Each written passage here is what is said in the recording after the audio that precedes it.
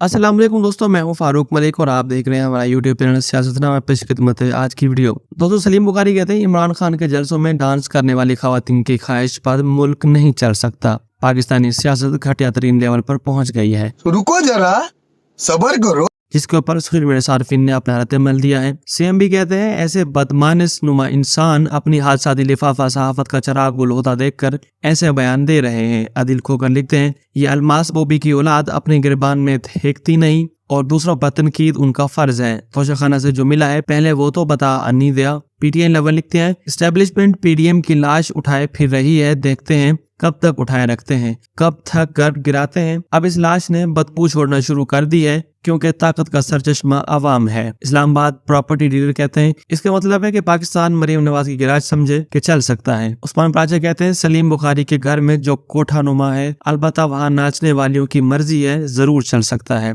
नदीम अहमद खान लिखते हैं जहाँ इन जैसे लिफाफा होंगे वहाँ यकीनन सियासत घटिया तरीन लेवल पर नहीं पहुँचेगी तो और क्या होगा, आला मकाम पर पहुंचेगी क्या। तुफ है इन घटिया गलीज लिफाफा पटवारियों की औकात पे। सुदैस खान कहते हैं तोशाखाना घड़ी चोर का मतलब तंजीम साजी के बगैर मुल्क चलना नामुमकिन है। मोहम्मद रजा लिखते हैं माशाल्लाह उसने सारी जिंदगी ऐसा सच बोला है कि चेहरे से नूर टपकता रहता है। इसकी शक्ल देखकर अंदाजा हो जाता है कि कितना सच्चा बंदा है ये। डॉक्टर एसआर क्यों कहते हैं इस सूर की नस्ल को सिर्फ कुत्ते मार बोली दे दी जानी चाहिए। हाथ लगाने से अपना हाथ नापाक होने का एहतमाल हो सकता है। मैमुना फरा कहती हैं हाँ, और तोशाखाना से हाथ साफ करने वालों की ख्वाहिशात के मुताबिक मुल्क चलना चाहिए। अब जब लोग उनको उनकी जुबान में जवाब देंगे तो कहेंगे सोशल मीडिया पे गालियां देते हैं पीटीआई वाले। मोहम्मद आरिफ चोनी कहते हैं गैराज में नाजायज जिस्म फरोशी करने वाली औरत घर से भागकर शादी करने वाली औरत मुल्क में नून लीग संभाल सकती है तो वो औरत भी संभाल सकती है। साजिद कहते हैं